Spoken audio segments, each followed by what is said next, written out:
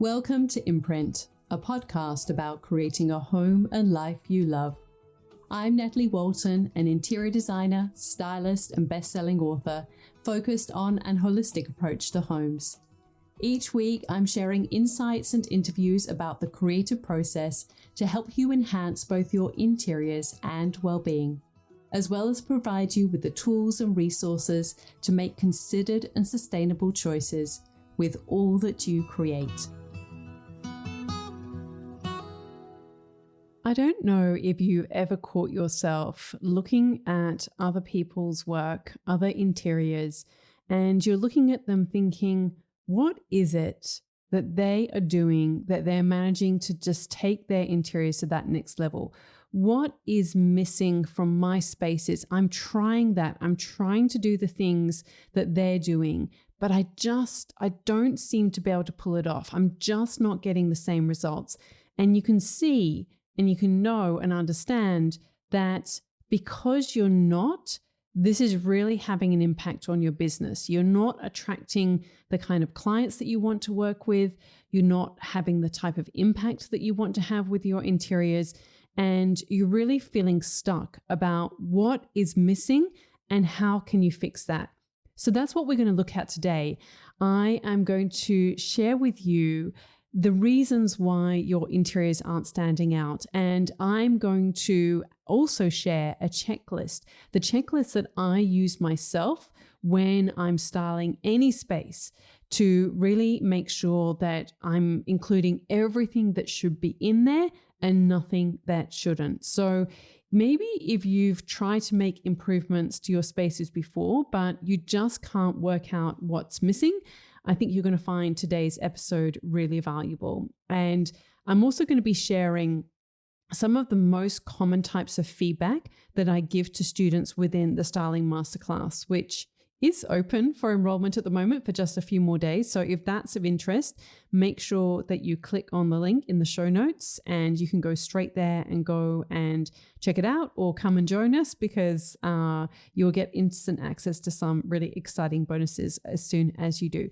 But in today's session, I am going to really focus on helping you know and understand 3 areas that you can really focus on that will improve your interiors. And like I said, I think that what can often end up happening is that it's actually really hard to see our own work with fresh eyes or without judgment. You know, when we are looking at our own spaces, whether it's, in real life or whether it's a photograph of a space that we've styled or we've created, we have so much emotional baggage and emotional attachment to what we're looking at that it is very, very hard to separate that and look at it with clarity, look at it without all the drama, and to be able to distill, okay, this is what needs to improve, and get out of our own heads and know and understand that. So that's, I think, one of the challenges that we face.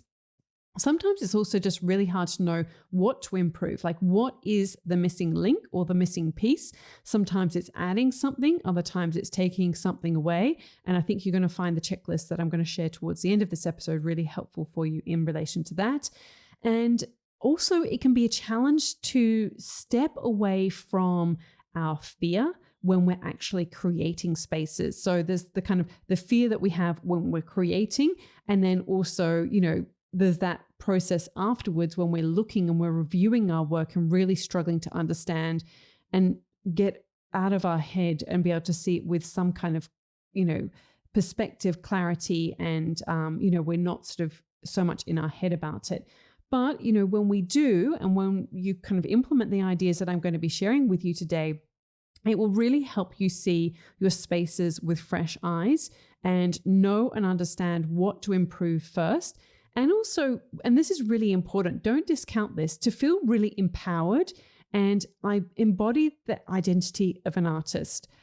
I love the book by Steven Pressfield. He's got a couple. There's like The War of Art and Going Pro. And both of these books, he talks about the idea of that we have so much resistance when we're creatives, when we're creating anything. And I think that we need to know and understand that if we want to create our best work, that we need to go professional. We need to embody the identity of somebody who is being professional. And look, even if this is for your own home, if you embody this idea, you will create better spaces because you're out of your head and you're kind of taking on that more subjective. This is the word that I was trying to look for before. I just couldn't come up with it. You're being more objective rather than subjective. So obviously when you're being subjective, you're sort of infusing it with so much of your own person. Whereas when you're being more objective, then you can see it with more clarity and less of the sort of the mental baggage that comes with that. And I know that this is something that I have had to really work on. It happened when I was first working in magazines. And look, I didn't have that opportunity in terms of whether I could get it right or wrong. Like I had to get it right every single time. And so I pushed myself to such lengths, staying up all hours, just on the shoot, just having that maniacal focus to like make sure that everything was right. And, it was really, really challenging. And then I had it as well, creating my books. When you fly around the world to style somebody's home for a book, you don't get a second chance. You have to get it right on the spot. And so I would, really go through, like I said, this checklist that I'm going to share with you, but also everything that I'm going to be sharing with you, like these 3 big ideas, they're all things that I've had to work through as well. And the more that I have learned to really be clear on what my intention is for every shoot and what my ultimate goal is, the more that I am able to create at that next level. So, like I said, I've got this mental checklist, which is a bonus within the Styling Masterclass, and I'm going to sort of share some of the questions with you. And I'm going to run through those so you can actually start to make improvements to your interiors. But first of all, I just want to share the 3 biggest areas where most people struggle and how you can fix them. So the first idea, and I know I've spoken about this before, but it is really worth repeating, is that there's just not enough personality in a space. That when I look at somebody's space or somebody's interior, or even if it's, I'm styling it for a photo shoot and it's like, okay, there are a little bit of this and a little bit of that, and there's kind of no sense of, really who they are. It's so important that we need to inject personality into spaces. This is what helps them bring it alive.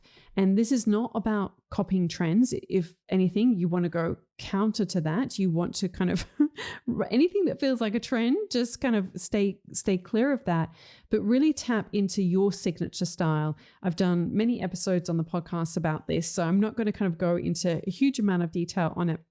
But in terms of your signature style, you really want to tap into, what is the feeling that you want to create in this space? And every single thing in that space needs to embody that feeling that you're trying to create.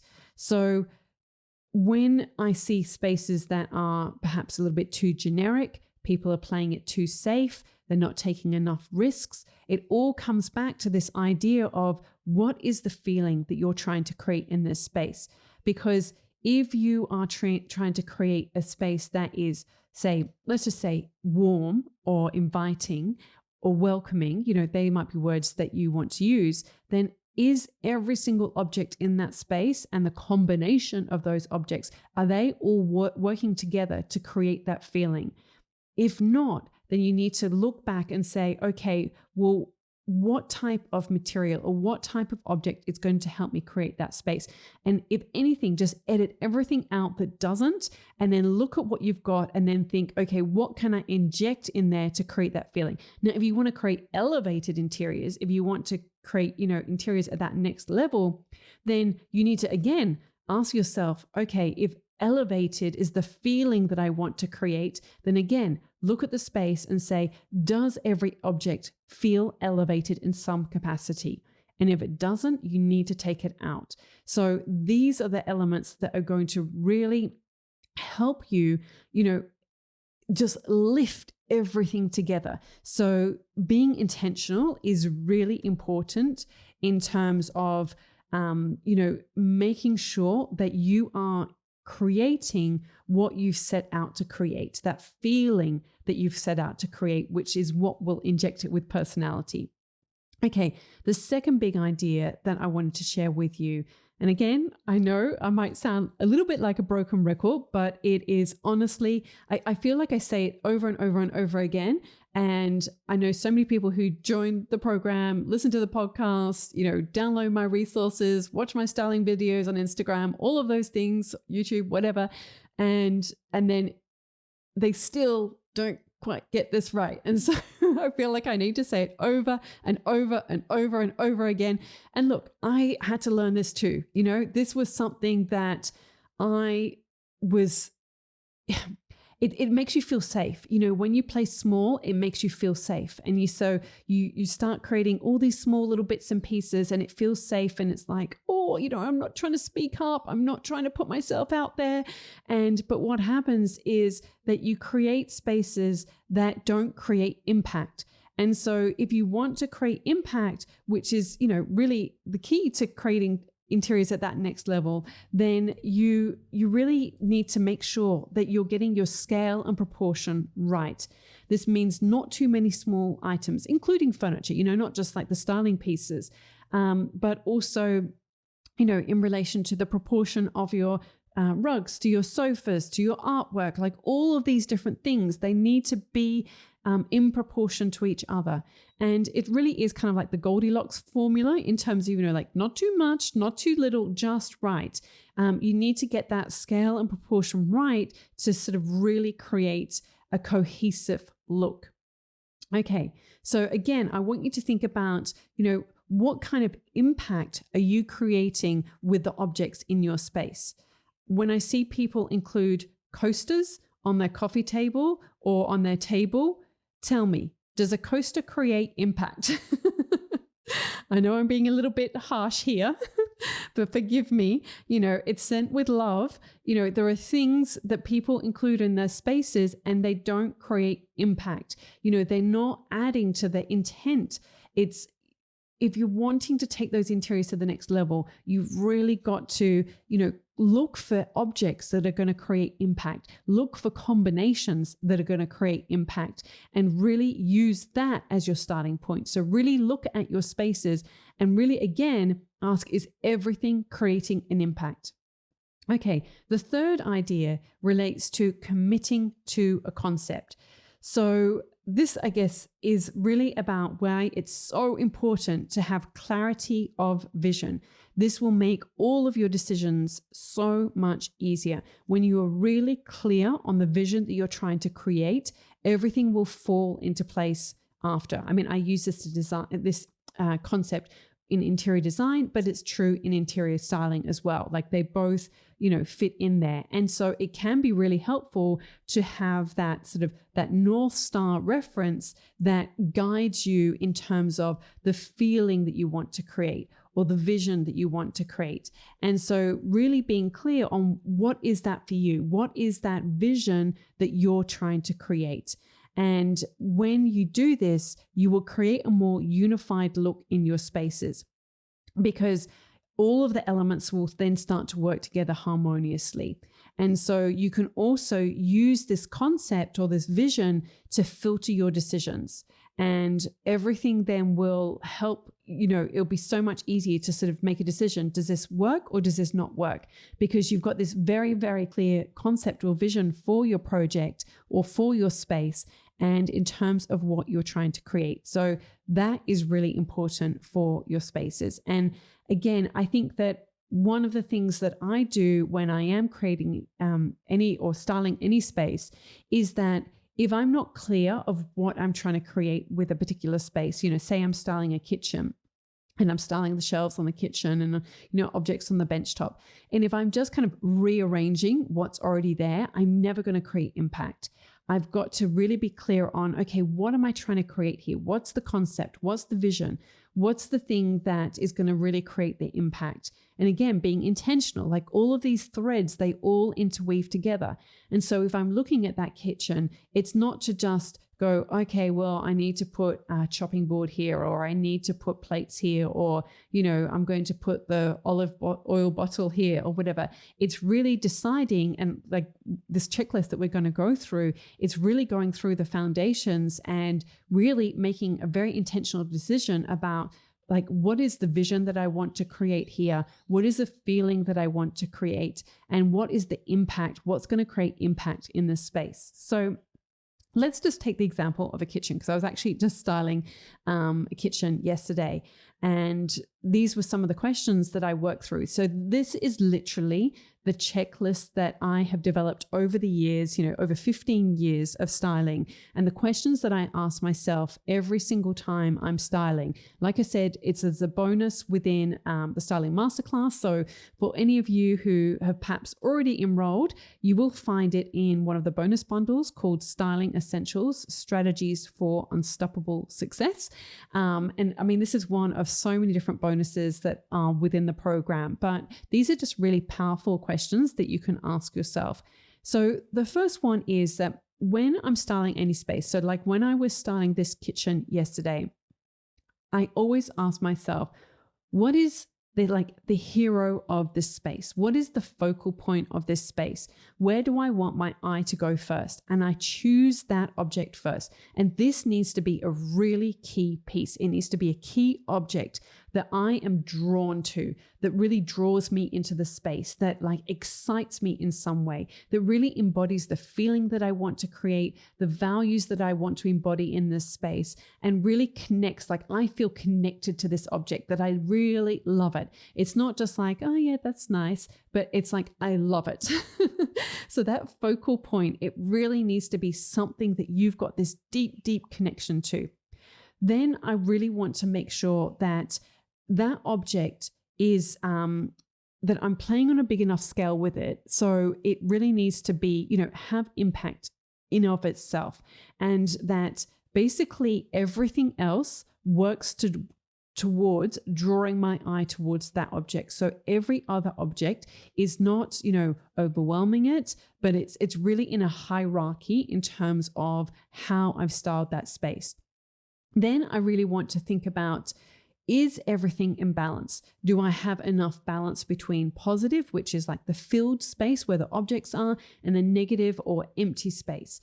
And is there balance between the tones and textures and the colors, and even between, the sense of symmetry or asymmetry if I'm wanting to kind of have more of a relaxed space? So really checking in on the balance. I also want to have some kind of element that is helping move my eye around the space.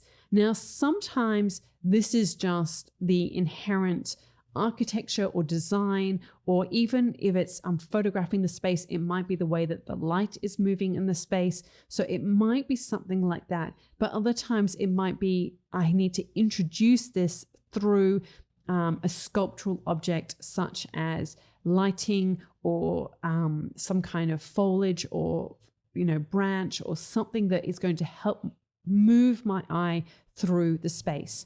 And then I'm also really looking at and considering the spaces between the objects.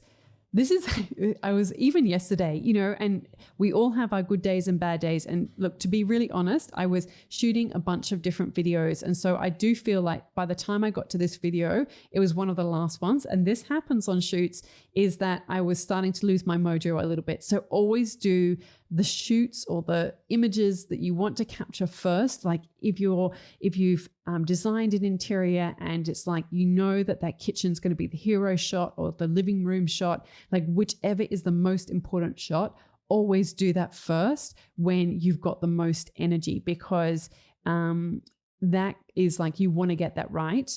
Or I would say, if there's something difficult and you think that like, there's this idea of like, eat the frog, like do the difficult thing first, because if you're doing the difficult thing at the end and that's when you're feeling fatigued, it can be really, really challenging to do that. So anyway, this is what was happening with me yesterday when I was styling this kitchen and the shelves.